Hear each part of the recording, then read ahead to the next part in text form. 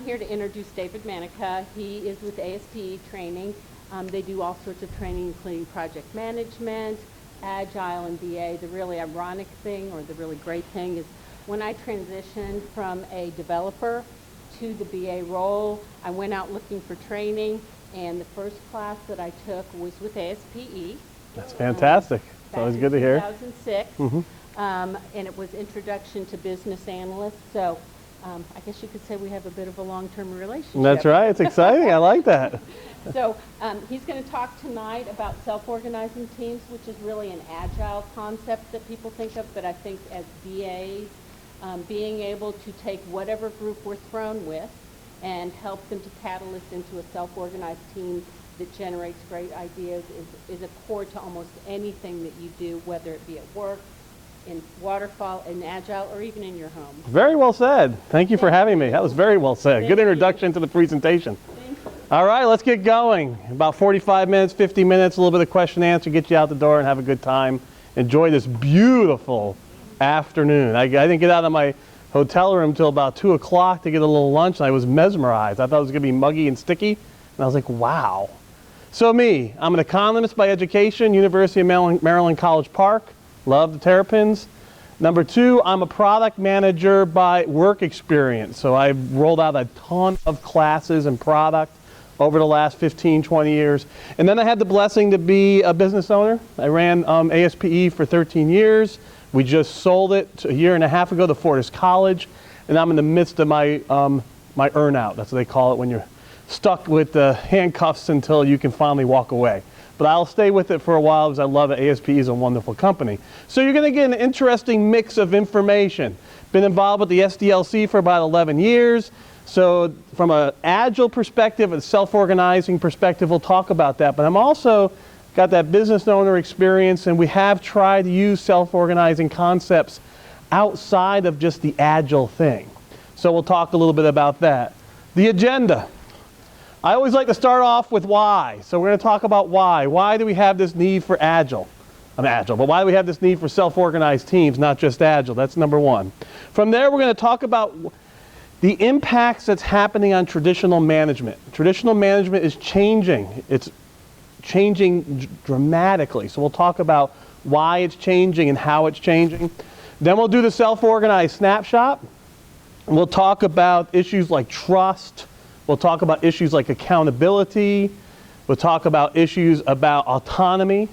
And then from there, we'll talk about how it changes and how the way we work changes. So let's look at the business challenges. And I'm not going to fart around with my notes because they're falling off my little thingy. I tested out that new way of doing my notes, and it's just not as comfortable as I thought. So it is kind of cool. I didn't do the hole punch right. So our world of business is changing dramatically. First is speed. Think about the rapid changes that have occurred just in the last 5 to 10 years. The story I like to talk about is the difference between Netflix and the difference between Blockbuster, the difference between Red Hat and the difference between, not Red Hat, excuse me, Redbox and Blockbuster. Look at what's happened to HP. And let's talk about a little company called Research in Motion, BlackBerry technology. Look where Research in Motion was in the 2000s. Look where they are now. Look where HP was in the 2000s. Look where they are now. A lot of that deals with speed, the rapid change of tastes and needs that people have for the solutions that they use. And those companies' inability to keep up for a number of reasons, but we'll talk about. From there, productivity. This recession, getting out of the recession, was a jobless recovery. It took, 70 months, 70 plus months to get back to the employment level before the recession. The last 6 recessions, the average was 18 months. So this was truly a jobless recovery focused more on the productivity of the worker, not on hiring new workers and not on new investment. A lot of cash was left in bank accounts for companies to be used to do stock buybacks. So I don't know if you heard about that, but stock buybacks were their number 1 tool that executives and companies were using it to increase their compensation and using it to increase the value on Wall Street of their company. So that left companies like HP in a big bind. That's one of the reasons that what's happened to them. Looking for competitive advantage. Who came out with the technology that Google uses for search? The search technology wasn't started by Google. It was started by a company called Overture, and it was bought by Yahoo.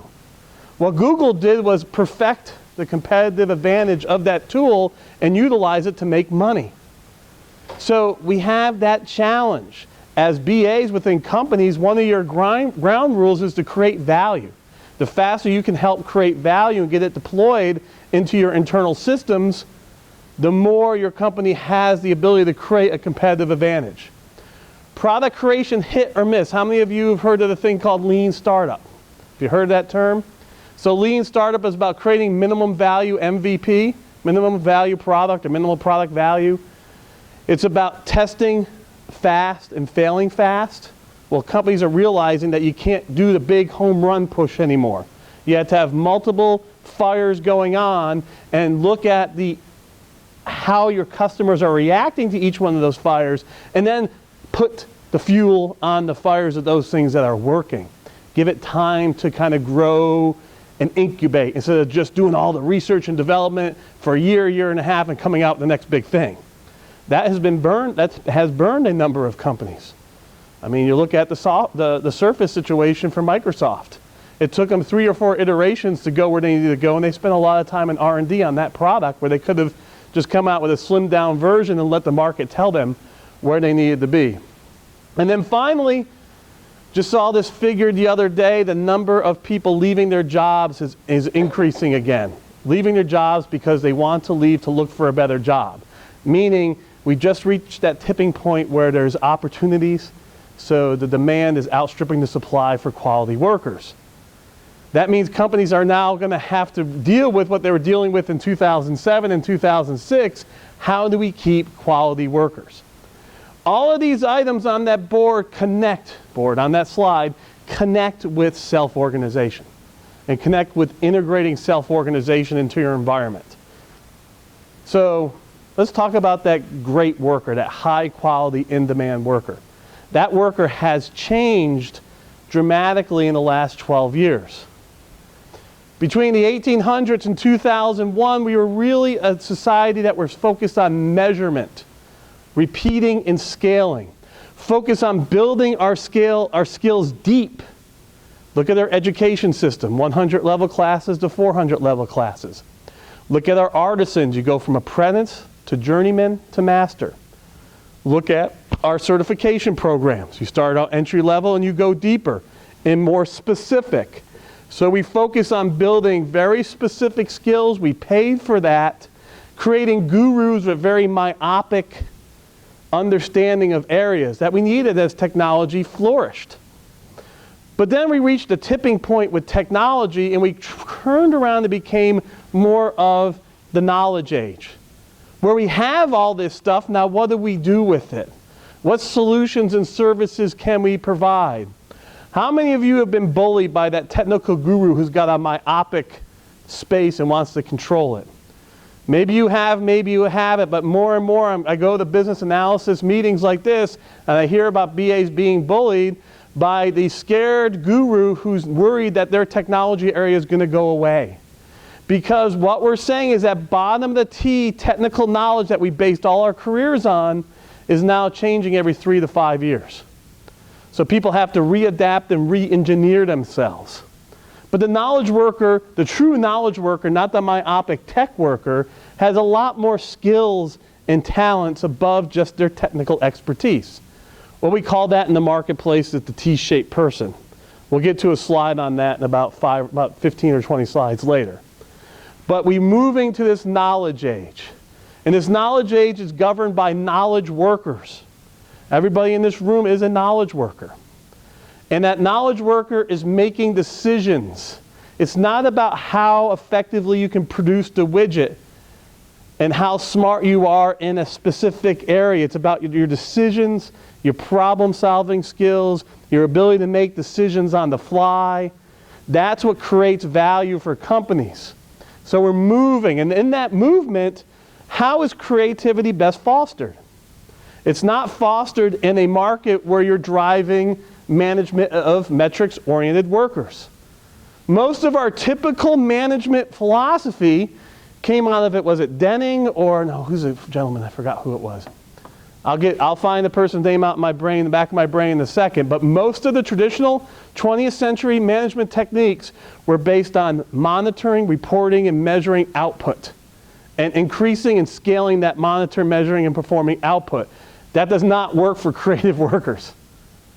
It actually does the exact opposite for creative workers. So what we're looking at here is we're looking at this dynamic effect and changes and shift going on in the marketplace we just talked about.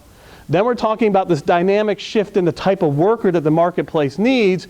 Instead of getting deep and building very specific solutions with technology, we're figuring out problems, coming up with creative solutions with the things we have.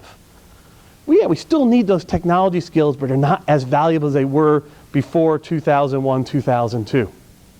So we have this knowledge worker thing. There's the characteristics of a knowledge worker. If you look at those characteristics, you'll start realizing and seeing yourself in those characteristics 24/7. You can always find something to work on, which means a higher level of stress, an inability to be able to know when to turn off and turn on, which reduces creativity, which reduces cognition and your ability to provide value for your companies. You don't want to be micromanaged, and a lot of times you're smarter than your managers. You have more skill, more knowledge. You're not looking for your manager to tell you what to do because you know what to do, but your manager is still telling you what to do because that's how they were trained. Now you start feeling that force. This is the dynamics that you're feeling in your company. Most of you feel the stress of being told to work on something when you know how to work on it. You're being measured metrics-wise, efficiency-wise. That's the problem. That's the challenge, is that our knowledge worker environment, highly educated, highly talented, highly creative, but being managed on a completely different mindset that doesn't match up. This is where self-organization begins to come in. But now, the best part of this presentation, the fun, why are bad leaders bad? Why do I believe what David is talking about? So I got CLO magazine to back me up. I paid them to do this. No. It was a wonderful happen chance. As I started digging deeper and deeper into self-organization a couple of years ago, this CLO magazine came out and talked about managers. 50% up to 70% of managers fail. First thing, what do we do? How does a manager become a manager? They're usually the best person who does their job, and they're promoted to be a manager. Let's do a little hypothetical case study, a salesperson. What are the attributes of a very successful salesperson? All right, some people skills, okay. What else? Persistence. They're a little aggressive, right? Wouldn't you say they're kind of selfish? Very self-focused, self-enabled. They are. I manage salespeople, all right? Say they're a little greedy. They're a little greedy. That drives their interest and their aggression. They don't take no for an answer very well. They love to negotiate, okay? And they want to win in their negotiations. So that type of profile becomes the manager. What happens? Alienation, consternation, frustration. My customers are being stolen because that salesperson only knows how to be a good salesperson, and they're taking business and trying to make money for themselves. What happens in our traditional model of picking the manager from the best person is not the right match for the managers that we need. Number two is compensation programs. You know, how are managers compensated? They're compensated based on the outputs that they're deemed to do, which drives them to directly monitor and manage the things that you want to work on. We have an issue in this country associated with how we train managers. We also have an issue with how we compensate managers. And we have an issue with how we select managers. And that's all breeding grounds to some of these crazy numbers. Now look at that engagement number. The most detrimental thing a bad manager does is it disengages you. Completely disengages you. Up to 80% said they're not engaged. Engagement is critical. If I'm a knowledge worker and I want to perform, I need to be engaged. My mind needs to be actively working. I have to feel part of the team. That disengagement, I can do process technical work disengaged. You can't do creative team problem-solving work disengaged. It's very difficult. So now let's talk about that stress thing I was talking about. When you're disengaged and you feel like you're not empowered, now you start feeling stress. And look at the stress increases. Look at the heart attack increases.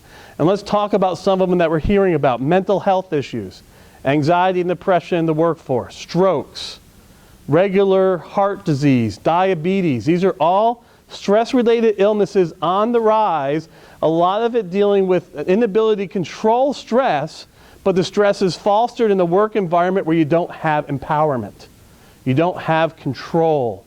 You don't have the ability to make decisions for yourself on things that you are capable of making decisions on. So why are they bad? They can't control their emotions. Power corrupts, folks. The number one thing that the manager really needs to understand is every study I researched for this presentation shows that power corrupts. You know the number one way power corrupts? This is wild. When I have power, I don't think of you less. I don't even think about you. I don't consider your existence. That's the number one corrupting situation of power. It's not that they think less of you, they don't even consider your existence. That's the scary part of it. They're focusing on their existence when they're at a certain power level. So you have to be cognizant of that cognitive dysfunction and keep it in check on a constant basis if you want to be a successful manager. That's just one of them. Emotional intelligence. Being able to accept feedback. How many times do we get into very habitual tendencies? We're creatures of habit. Well, if someone's not pointing out those habits that are becoming detrimental, if you can't accept feedback, it becomes a mess, and we all know that. So those are some of the things we're talking about and seeing as it relates to bad leaders. The big thing being 50 to 70% fail. They fail because they aren't given the proper tools to manage knowledge workers. They fail because they're given compensation programs that tie them to doing metrics type management instead of coaching and mentoring type management. And they fail because they're taken out of the team as the best worker and not the one that has the skills to be the best manager. So those are some of the challenges we face. So when you're looking to try to formulate what this best manager will look like, and we're going to talk a little bit about that, the things start changing. It's no longer about command and control. It's about supporting, mentoring, coaching, setting vision, setting goals, changing goals, adjusting vision, communicating goals, adjusting comp plans, and breaking down barriers. One of the biggest problems that managers face, weak managers, is they want nothing to do with breaking down your barriers. They did not become a manager to spend their time doing the dirty work of breaking your barriers down. That's icky. But that's their number one goal in this self-organized world. From an agile perspective, a manager's responsibility is to empower you to have the most amount of time to do your job, and they knock the barriers down for you. The messy work.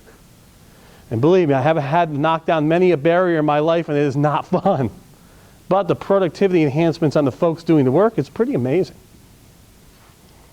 So, let's bring this all together now. We're talking about changing business dynamics. We're talking about this knowledge worker thing that we all are. We're talking about these bad managers, all right? So let's bring it all into self-organization. Self-organization is a construct that helps to relieve some of the stresses and the pressures we're talking about. So we're going to go through what it is, how it functions, how you can operate in it, and some of the ways that you can work with it. Now, I'll stop for a second and say, feel free to ask any question you want, make any comment you want. This is a very informal session, so feel open to do that. I don't mind respectful saying, hey, I don't agree with that, as long as you're respectful. That's all. I don't mind you saying, hey, that's not right, or I haven't experienced that. Just be respectful about it. Is there any comments or questions right now? You had IE there. Had emotional intelligence, emotion quotient. If you could speak just briefly on that. So emotional intelligence, there's a stack of professional skills I like to talk about when I get into self-organization. The bottom of the stack is emotional intelligence. What is your emotional quotient? You have an IQ, that's your capability of processing information and having some output, your cognition. Your emotional intelligence is your ability to be able to understand yourself, understand others, and understand the situation you're within. I sometimes call it being a mentalist, right? There's no such thing as psychics. If you ever watch the Mentalist show, he shows that. A mentalist is someone that is completely emotionally in touch, emotionally aware, and situationally, that makes like they're completely situationally aware to the very little nuances. So that's what emotional intelligence is, and when you look at the professional skills spectrum, that's the base level skill. On top of that becomes facilitation and negotiation. You can't negotiate and facilitate unless you're emotionally intelligent. How the heck are you going to negotiate if you don't know what the other side wants? It's crazy how many negotiations I've seen where someone goes into it clueless on the other side. All I know is what I want. You're doomed to failure. Then after that is conflict, dealing with conflict. We'll talk about conflict in this presentation. After that is change management, and then the very top is influencing skills. But that's what emotional intelligence is. And emotional intelligence is tied to self-organization. We're going to get to that in the very next slide. You have another question? Yeah. Okay. Any other questions, comments? Yes, sir. Yeah, I noticed that a lot of the stuff that you're talking about here are things that I read studying management techniques of General George Patton. Oh, really? Yes, they are identical.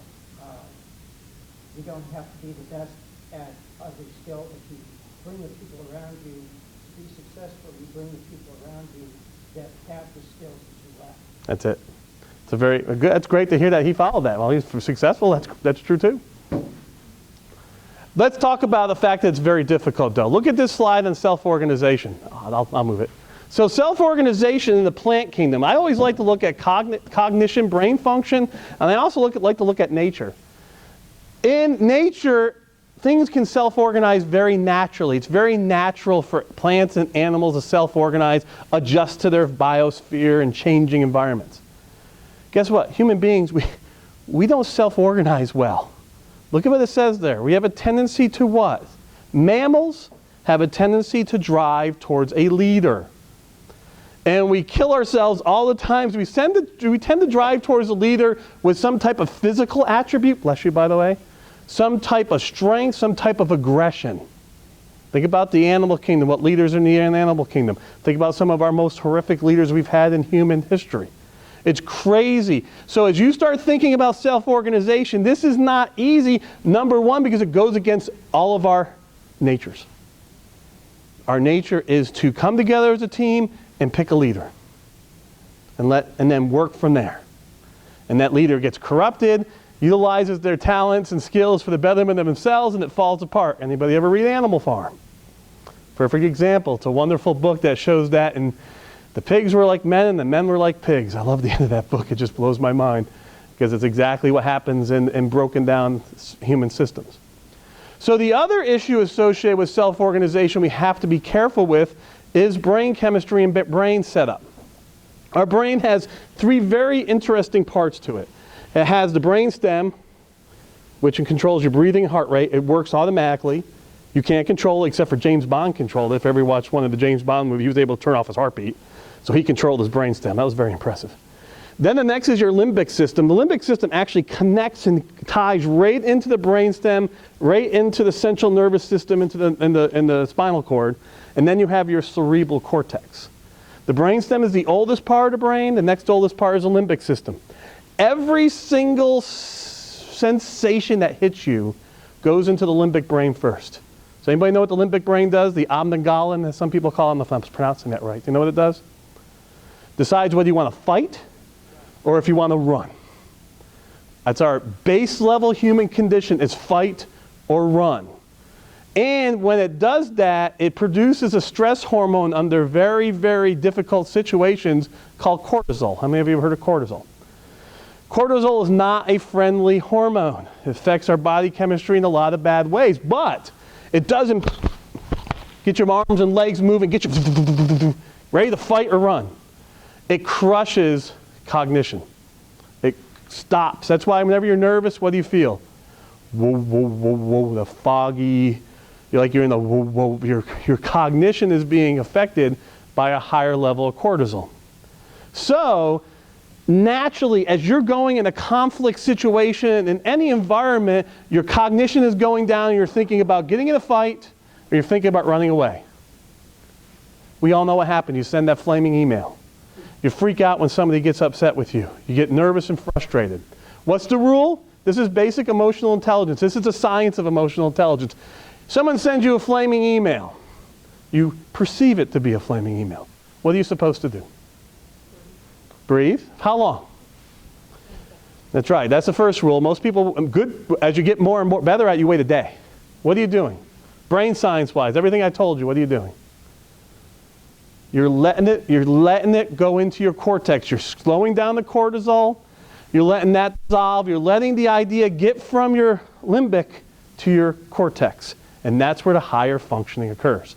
And then you're able to build that, take that mountain you built and knock it back down to a molehill. So that's the other problem with self-organization, folks. One of the reasons we tend towards leadership is because it's less stressful. Let the leader make the decisions. So when we talk about self-organization, we have to talk about a company called Zappos. So who's heard of Zappos? So do you know they self-organized, right?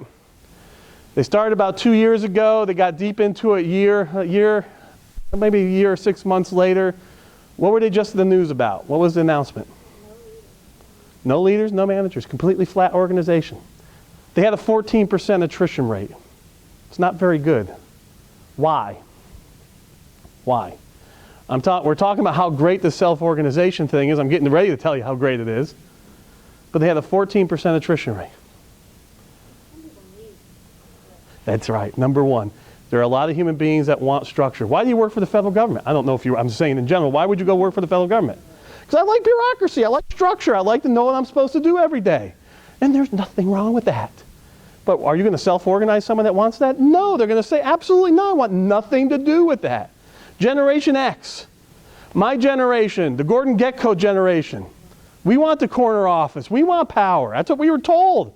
I put up with all the crap I put up with by you boomers, then I get my corner office and I can tell people what to do.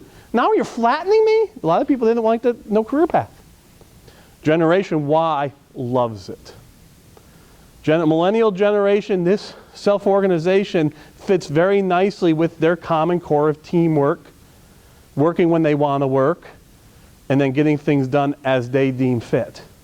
So it's kind of interesting, the dynamics, but that's what happened at Zappos. There's people that don't want to self-organize. There's people that wanted the leadership role that doesn't have it any longer. And doesn't that make sense for them? So as you start thinking about this for your organization, start being prepared for that. One of the biggest failures in Agile is they work on this base level foundation of self-organization and they realize the team was never ready for it. They just kind of blew it off as not being very important. It is the base function of why Agile works. The base function. And we'll talk about why as we get into this. So self-organization is a way of working. It pushes decision-making down to the point of work. Right now, under a command and control environment, ultimately the decision-making for the work happens at a higher level than the work happens. The worker does the work, the decision person tells the worker what to do. Self-organization has the empowerment of making decisions about the work to the person who does the job. That's very Agile. That's one of the core foundations of Agile. The team decides when and what they're going to work on, and then comes up with the estimates for that work as well, which increases empowerment. The thought process here is, if I'm in charge of figuring out what I work on, I'm more empowered. I can do it my way. I can figure out ways around things I haven't dealt with. I dealt with before, but I can never do it that way. Empowerment increases. It's a significant disruption to traditional management. You're hearing that, and I hope you saw that in all the numbers and data points I've given you. A huge disruption traditional management. We do not bring out MBAs who have minored in a concentration of self-organization. They have majored in the concentration of maximizing the income statement and maximizing their compensation through tricky stock switches. They learned all that good stuff. So it's a very big hit, traditional management. And then, of course, the other word for it is bureaucracy. And that's the Zappos word for it. And that's the word that New York Times has really jumped on. You've heard other organizations that have gone to the point of allowing your desk to be portable with wheels on it, and you're pushing your desk to your project you want to work on. It's kind of neat. Kind of chaotic, but kind of neat. That picture there is how I saw it as an ex-generationer 6 years ago. I'm like, no way in heck. It's chaos. But as I come to terms and understand it more, I've definitely gotten a sense of exactly what it is and how you have to do it and the ways you do it right. So, first thing in self-organization is the concept of being an adult. It's a two-way street. Your leader has to accept it as an adult, and you have to accept your adulthood at work. Dave, that's so simple. No, it's not. If I'm making $100,000 a year and my manager made the decisions for me every day, why am I going to start making the decisions for myself? Why? I'm making $100,000 a year. Somebody else is making my decisions for me. This is awesome. So it sounds cool, but if decisions are being made for you and now you have to make those decisions and take that responsibility on, that's a stressor initially if you're not used to it. So you have to look at what it means to be an adult, and it's really about taking responsibility. That means the manager has to give you that ability and you have to accept that ability. Like a pardon isn't a pardon if I don't accept it. Self-organization is not self-organization if I don't accept the responsibility. Does that make sense? So these requirements. So first off, you've got to be an adult. Now we're going to tie into some of these other requirements for self-organization. If you remember anything about self-organization, remember these three things: autonomy, trust, and accountability. Autonomy, trust, and accountability. So we'll start with autonomy. Autonomy to a traditional command and control leader is scary. Read it. The condition of being self-governing, independent. This scares a lot of command and control leaders. But it is the entire basis of self-organization. Providing autonomy. The ability to make decisions on how resources are going to be used, make decisions on how you're going to utilize your time, and make decisions about what are you going to go after. So we got to dig into autonomy a little bit more. Autonomy has a top-down component and a bottom-up component. Remember, everything about self-organization is about balance, and it's about shared responsibilities. Everything about command and control is out of balance and unshared responsibilities. So top to bottom, we have a responsibility to set these items. Shared guiding principles, common goals, communication, trust and accountability, and self-esteem. Can you be treated as an adult if you lack self-esteem? You can't. Most people have one of the biggest failures early stage adulthood is the self-esteem to accept the responsibility to be an adult. Most managers fail because they don't have the self-esteem to accept that somebody else has control. All of their self-image is based on their power position. How many managers have you seen where you really look at it, most of their self-image and self-esteem is based on their positional power? So it's definitely an issue. So you have to have that, and you got a bottom up and a top down here. I want to make sure, yeah, so I think this ties into it, but let me give you a quick snapshot. The worker, I have self-esteem, I'm confident and can accept the responsibilities of making decisions.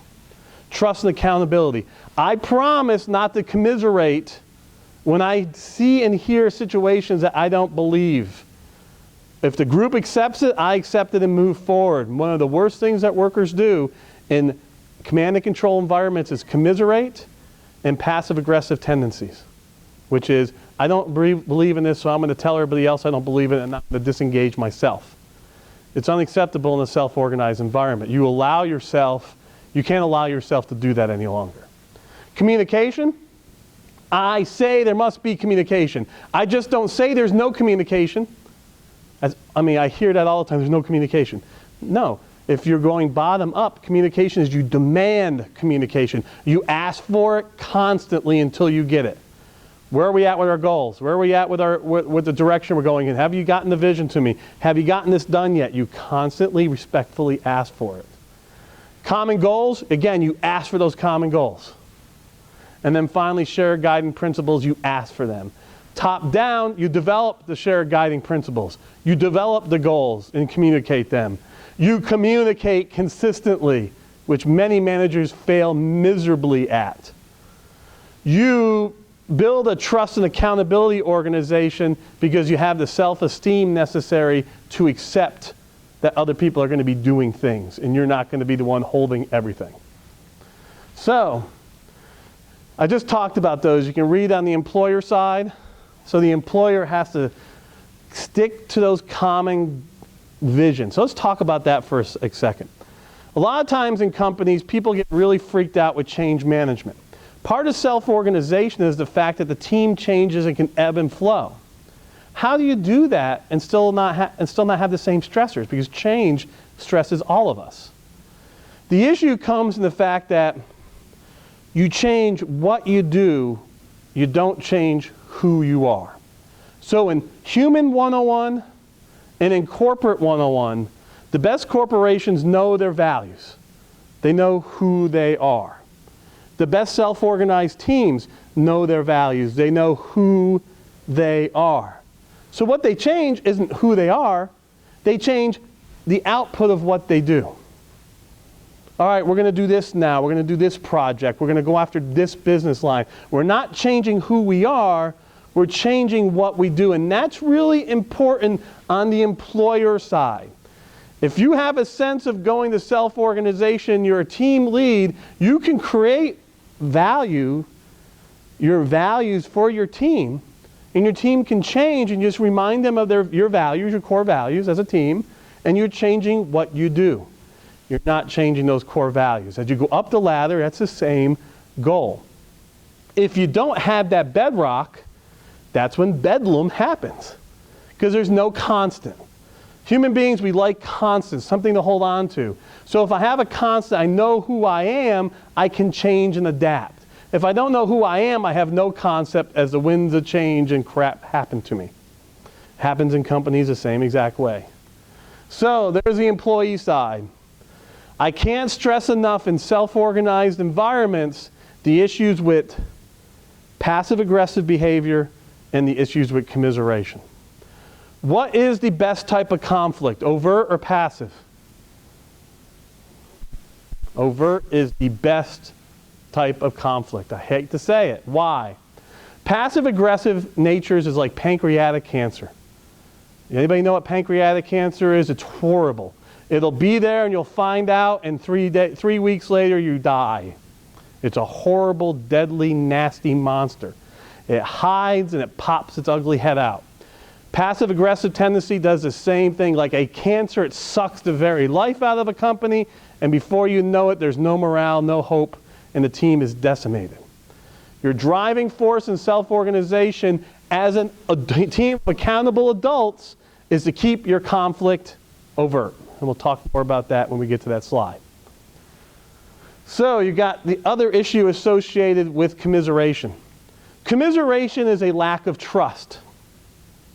It's a lack of trust because we have an alienated society right now. We're very schismed. Nobody wants to trust somebody else because we have enough information. We believe in our little slice of heaven. But if your team is self-organized and has those core values, you can give that trust back with the trust that you're going to adhere to those core values. So the speed of trust. This is a Covey slide. We all know this. We hear about it. But the rationality being now you can see under a self-organized environment, if you have trust, engagement is higher, productivity, creativity is higher, more work happens. That's the speed of trust issue. The moment you have trust, you deal with passive-aggressive, you deal with commiseration, you deal with low productivity, you deal with morale issues. But I have a slide to throw something at folks. We all know the employer side of trust. Okay, it's pretty simple. The fact that you do what you say what you do. The big thing about trust in an employer world, in an agile market, in an agile business market, is that second bullet point. In order to really be successful in self-organization agile, you must really foster an environment of failure. You must allow people to fail early, fail often, and have the comfort level that they're failing for improvement, not because they're a jerk. Initially, most conflict is fed off the fact that I believe you're acting in bad faith, not in good faith. When you have an environment of trust, your first thing is that person is operating in good faith. They're just testing something out. You, as an employer, you fail once by punishing somebody for failing, all your goodwill goes down the toilet very quickly. So the employer side, if you're coaching a team on becoming agile and they're not following this fail early, fail often concept, there is no trust to even have a self-organized environment. Because then the manager comes in to save the day, you know. That book, Zapped, that I showed about 4 slides earlier, shows that so well. It's a fable. It's a, what's the word when it's not mystery, fantasy type business book. Has anybody read it? Zapped. It really shows in cool format the draining effect of a manager who lacks trust and comes in to save the day when everybody, he feels, and it's a he in the book, he feels that they're failed. It's soul sucking. And we know that. So that's one of the biggest failure points. The other issue here, the last bullet, managers have a tough time firing people because even managers don't like conflict. But when you self-organize and you're allowing for team functionality, what happens very quickly is the team finds the jerk. The jerk becomes much more relevant. I always like to say, in a command and control environment, I'm the last person to know when somebody's drinking on the job. I'm the last person to know when somebody's not performing because the rest of the team knows about it, but the command person doesn't. In a self-organized, flat environment, everybody knows immediately who the jerk is. An employer who doesn't cut that jerk fast loses credibility and trust very quickly. That's another issue with self-organization. Under a command and control waterfall environment, you can get away with hiring sore thumbs, people with weak capabilities. In self-organization, you can't. But the employee side, folks, this is what people don't talk about. There is a two-way street with trust.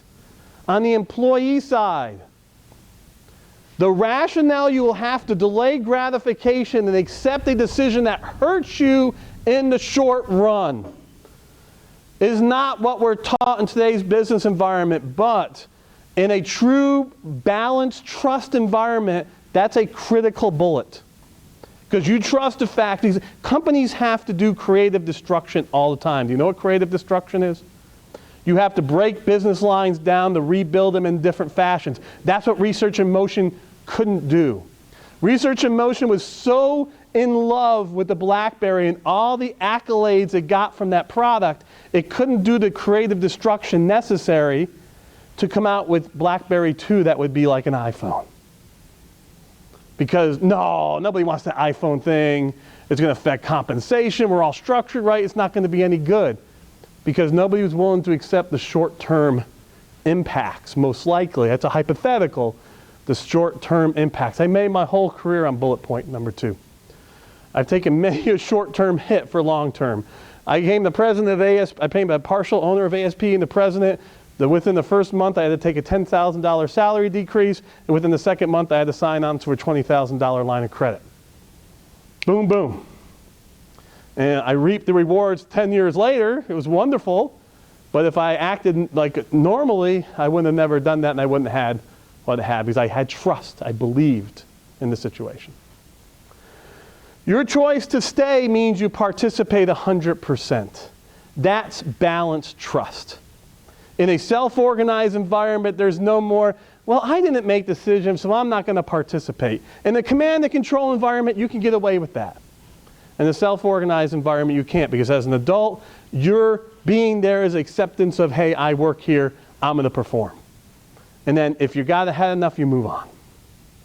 It's tough to talk about, but those are things that I think trust gets clouded by all the responsibilities of the company and none of the responsibilities of the employee. In a true self-organized environment, it's balance. So accountability in more detail. I hate that word. We talked about autonomy, but what about accountability? Accountability is this. You don't have to do it right. You don't even have to get it done on time. All right? That's not accountability. Accountability is articulating why, communicating what's going on, and keeping people up to date on what's happening. That's accountability. Yes, I was supposed to get that done. Here's what happened. Here's what I'm working for. Here's what I tried, and I need some help. I need some help. That's accountability. The guy who can't ask for directions and gets his family lost for 1 year, that guy was not, 1 hour, that guy was not accountable to his family. The worker who goes down the rabbit hole trying to figure it out on their own isn't accountable when they slowed the team down because they didn't talk about why. That's accountability. I think we use it wrong. It's about communicating where you stand, what you need, how you're going to be able to move forward transparently and with confidence. And this is part of continuous improvement. Accountability is about constantly looking to become better. How can you become better if you're not communicating the challenges that you face? So how do we do it? Got a couple more slides. I'll zip through that when we're done and get you out of here. Sorry, I babbled a little bit too much on the first part of the presentation. So self-organized teams in practice. You got the bullet points there. Open and honest communication, transparency are some of the key tenets on that. Dealing with the people issues, we're going to talk about that as well. Making decisions, accepting your responsibility to make decisions, that's critically important. Demanding visions and goals. If I'm going to be a self-organized team, I'm constantly riding my manager for vision and goals. Vision and goals. What's my goals? What's my goals? What's my goals? What's my goals? How can I self-organize? How can I make decisions if I don't know what my goals are? What are my goals? Some of the challenges, conflict management, accepting your responsibility as an adult. Is the team ready to do it? You see some of those challenges associated with it. So as you're thinking about going to Agile, most people think Agile is those practices we hear about, story points and user stories and doing an iteration and being a Scrum Master. Those are the next level. The foundational level of Agile is self-organizing, downward decision-making. The next fundamental principle is iterative development, which is developing in 2 to 4 week increments. If you can't self-organize, it's very difficult to do the practices on top of that. So we have a really cool little assessment tool I can give you about whether your team is ready for Agile, and this is one of those items. The T-shaped person. So as you're looking to become Agile, one of the things that you want to look at for your team is your team T-shaped. And what I mean by T-shaped is the bottom of the T skill, although it's going to change consistently every 3 to 6 years, is still important. You still need a Ruby programmer. You still need a SQL database administrator. You still need somebody that understands big data if that's where you're going in. You still need someone that understands ERP and PeopleSoft if that's where you're going. The top of the T are those skills that separate the knowledge workers. And there's 2 parts to it. The part 1 is self-awareness, the whole self. It's a Renaissance concept. Really, when we were in the Renaissance, we were really talking about the true self, balance.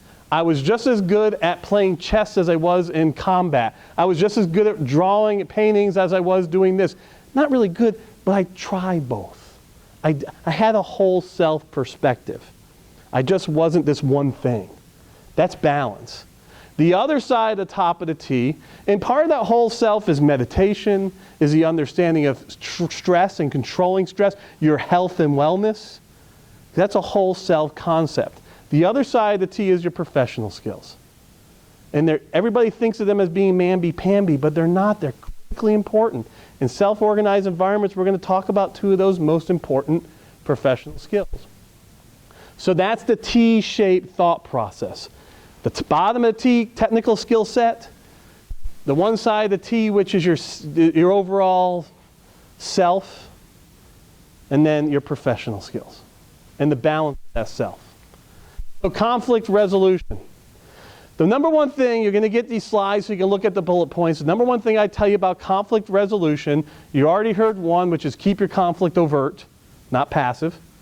But number 2 is you focus on the behavior, not the personality. Because what you don't want to happen in conflict is emotions. Emotions cloud everything. In conflict, you focus on the behavior, not the person, not the personality of the person. Oh, you're loud and obnoxious, David. Dave, when you're participating in the meeting, you talk very loud, and sometimes you talk over people, and then they can't collaborate. That's a behavioral issue. Yes, I can be loud and obnoxious, but the behavior is I'm talking over people and not allowing for engagement. It's a major difference in self-image between how the two are spoken. In a self-organized team, you will deal with conflict every day because you're dealing with the stuff that you forced your manager to deal with in the command and control. You're dealing with together as a team now. The next is facilitation and negotiation. Facilitation side is you got to get comfortable in bringing a team together and allowing that team to express itself without you being the domineering person. Facilitators are not the SME. The facilitators bring everybody together and facilitate the discussion. But I want to focus a little bit more on negotiation. The thing I hear about, which drives me crazy in today's environment, is that we negotiate to win. You don't negotiate to win. You negotiate to move forward. This is a big difference. Why do you negotiate to move forward? Because the reality is if you negotiate to win, that means there's a losing side. What does that losing side do? All right, very good. They stop their engagement. They're pissed off. I lost. So I'm going to pay back my loss. I'm not going to give you my full attention because you don't deserve it. You screwed me. They're going to cheat. Business partners that feel like they lost a negotiation are going to find ways to cheat themselves equal. In the restaurant business, I put myself through college in the restaurant business, the people would steal the delta between what they were paid and what they felt they deserved. And they stole it either through direct stealing a product or stealing time or not working as hard.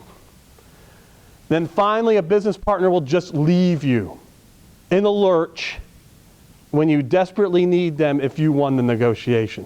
It happens all the time. And we teach this idea of winning a negotiation. No, it's about balance. It's about moving forward. It's about acquiescing when important.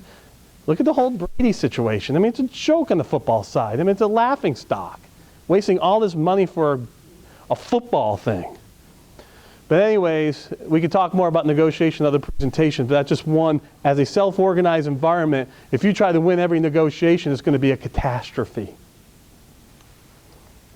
So coaching and mentoring, the difference is you'll get the slides. Coaching is just in time, specific to a work function.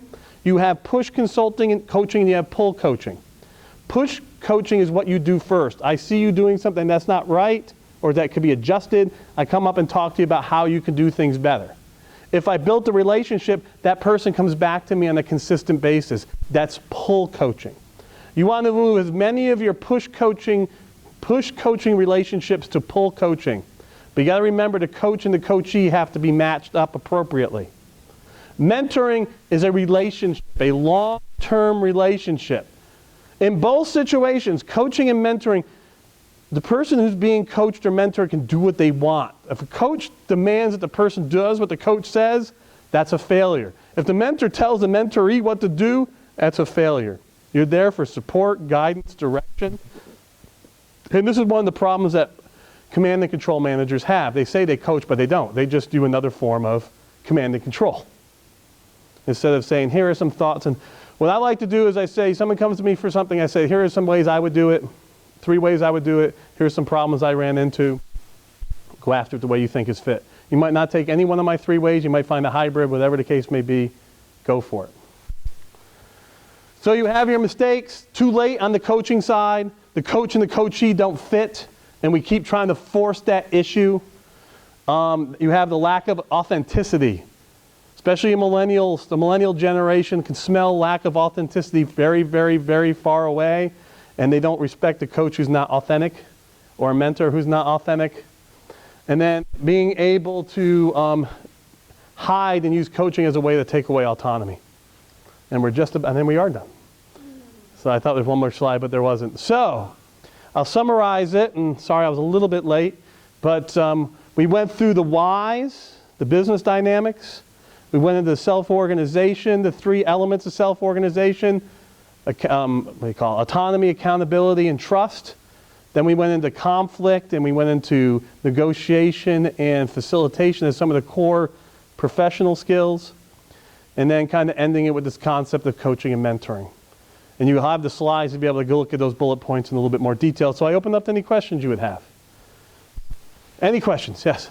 Can you give an example of like the overt conflict versus passive aggressive? Okay, that's a good one. Let me think through this in my own example. I have so many challenges and issues.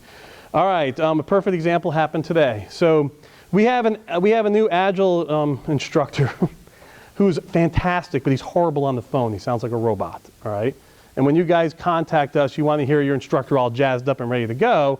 So I told the sales team, I said, look it guys, this is the way Mark is. Tell your customer that Mark is really engaging in the classroom, but on the phone he's a robot because he's thinking. And that's the issue, his brain is processing. Where our lead salesperson, I knew she was going to do this, sent a note out and said, well, you know, I hear what you're saying, Dave, blah, blah, blah, blah, blah, blah, blah, blah, blah. And I knew she was going to immediately start commiserating. And I sent a note back. If I was there, I would have went physically with her. I said, look at Kenzie, you have power in this organization. You're the lead dog. You're the executor. If you don't agree with something, they're not going to buy in. I need you to agree with this. And I need you to stand tall with us on this. And that was trying to go, knowing that she was going to passively go underneath and begin telling everybody this idea is crazy, I tried to hit it, keeping the, she was upset. Oh, and she, well, we need to talk one-on-one. I go, I'll be glad to talk with you one-on-one when I get back. And so I kept it overt. So that's how I did it. That make sense? Yeah. That was a fresh example. Any other questions? It wasn't fun. I didn't want to do it, and I love her. I've worked with her for 20 years. She's not very happy with me right now, I know for sure. Yes, sir. How do you get from here to there? So there's an organization of 30,000 people. We have 140 agencies, departments under that. We get an online environment. We enable the whole infrastructure, the whole process for starting communities. We ask for people to volunteer as a owner of the community manager, which is a whole profession in itself. So Yep. It is. The whole Agile community manager. really what I'm really trying to say, facilitation is a whole profession unto itself. Yep. Coaching and mentoring is a whole profession unto itself. We don't have any of that. What we have are empty sites of communities that are really rich and highly nuanced and flexible for people to start populating and work with, and none of this happens that we're talking about, primarily because everybody is already overworked. Yep. So where are you going to get the time to be adding more of your work time, even though it's going to save your time in the long run? We're talking about short term and long term. Something has to give for me to volunteer my time. So we're talking, the difference between what you're talking about and what I'm talking about is, you're talking formal. I don't know how you get your Zappo and you're the president and CEO, you could say this is... Exactly, you're right. But even when you say this is what you're going to do, you have to say what is this and why, right? Absolutely. Your whole presentation is what is this and why. How do you communicate that to 6,000 people and have them do it informally? Well, I think I'll give you a couple things. I mean, from this presentation standpoint, that's exactly what it is, because the goal is to get your minds thinking. To get you thinking about the challenges that you face, how this kind of fits into your organization, how you can do it personally yourself. I would tell you two things to think about. Number one, from my perspective in the state government environment, which according to Aaron, that's the environment you're in, right? I would take a very grassroots tenure approach and hire with the profile. You begin your hiring process with a T-shaped profile specific towards self-organization and autonomy. Because one of the things you're dealing with is your hiring profile in the state government for years has been someone who wants to be in a command and control structure. It's just natural. A natural tendency for someone to work in a large corporate environment or a state or federal government is the mentality is like, there'll be structure. If you want to start moving, you've got to change the dynamics of your hiring process. Because as you bring those people in, they'll naturally begin to formulate the team structures and begin to work in this environment naturally.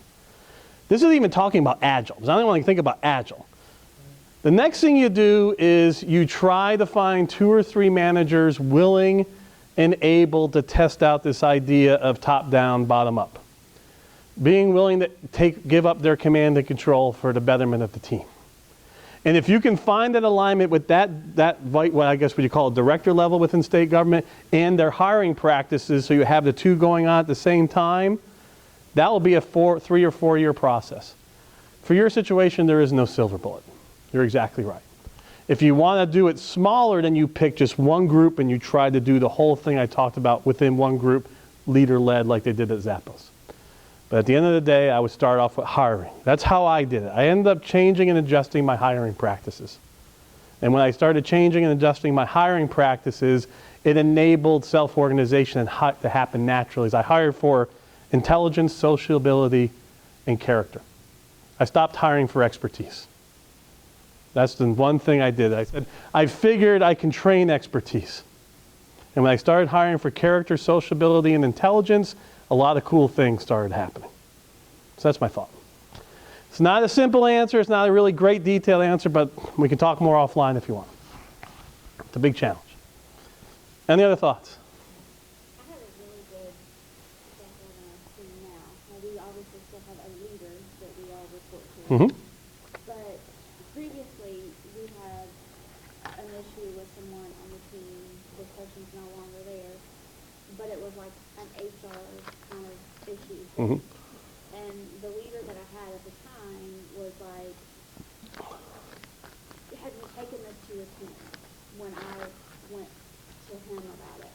Because I'm like, this, and does everybody else feel this way? And I'm like, like, this is not oh, we're not getting any goals accomplished with the team. This is like HR related stuff. So how do you do that? Do you talk about those kind of things, because there was 5 of us. And that's very tough, isn't it, right? Tough, and I'm like, those are HR related kind of things. 360 is your best tool for that. Anonymous 360. We're going to do an evaluation of Janet today, or Sam today.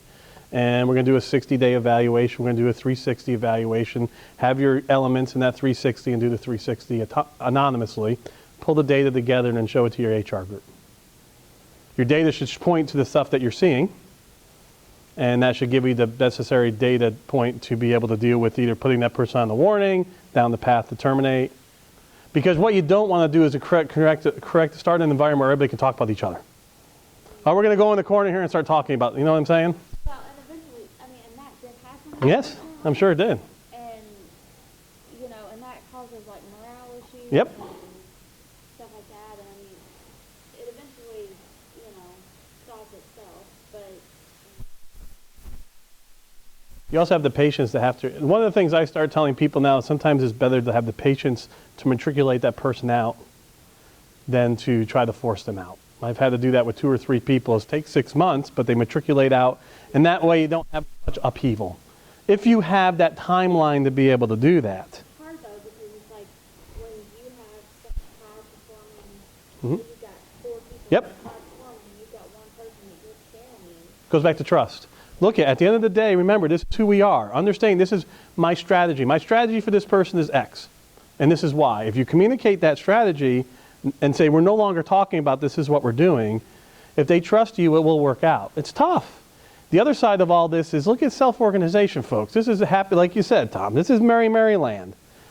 And a cognitively diverse environment, think about the conflict you're going to deal with. Cognitive diversity means we all think differently. We're going to start fighting and disagreeing. It could be a nightmare. Under some environments, command and control is probably better, but not as creative. In nature and everything I've done my little bit of research on, the most creative things happen when 2 different things come together. So the most creative teams are cognitively diverse teams with different thinking capabilities who come together. They fight, but they all have their output. Well, I'm telling you, in the last 5 years, I've worked in both sides. Thoughts? Comments? Yes? The most famously successful project that was around was in Utah for accounts receivable auditing firm. The firm had about 500 people. The project capital processing using DSCM. That was 40. One of the first things that we employed was facilitators.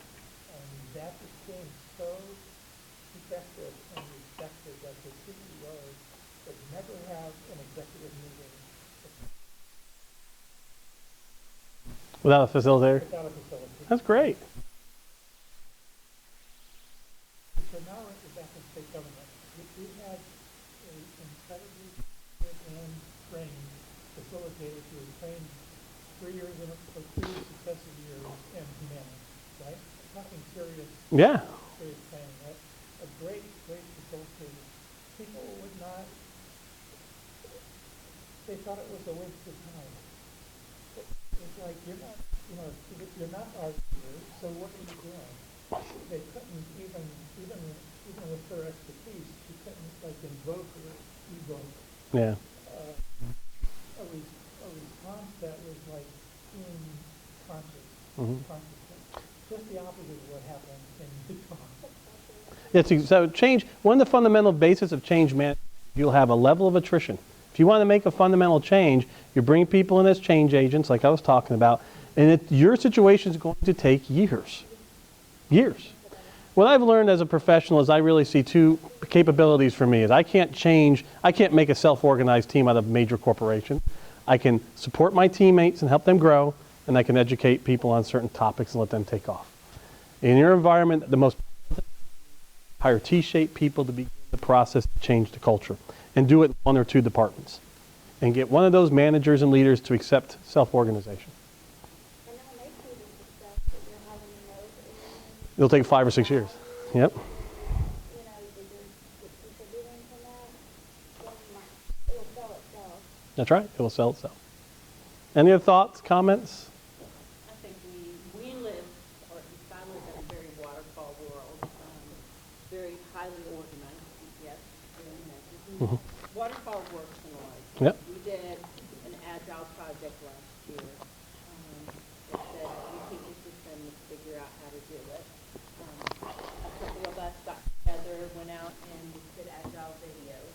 We couldn't accomplish everything that we needed to do for Scrum because it didn't fit into our world. Yeah. We tried our hardest. I would say the number one thing that we did as a team is we were self-directed. Yep. Even when people didn't want to be, we encouraged each other to make our own decisions. One of the developers said, what are we going to do for our design documents? And I said, I don't know, whatever we want to, whatever we need to do to make sure the organization is working. He was like, I don't know if I like that. That's right. Made them uncomfortable. But to his credit, he embraced it as much as he could. So that was one thing. We made our own decisions. We supported each other fully. So I would say our team really trusted that no one was going to get thrown under the bus, from the business It's a huge part. to the developers to the business analysts. It went so well. There are no complaints. I doubt that anyone sees the success that happened there. So I think that's The number one way, people don't see where the success is. attrition level. The number one way you can show that is through 2 things: absenteeism, pre-absenteeism, and attrition level. If you can look at the absentee level of that team over the 6 months, did it reduce? The pre-absentee, were the people walking around coughing? And then what was your attrition? Those are the 3 things that self-organized teams really help control. And it's how you can measure the success of that and show it. Yeah, that's how you would do it. That's one way. Any other thoughts? We ready for the drawing? Well, hope you got some value out of that. I had a fun time. I enjoyed doing that presentation.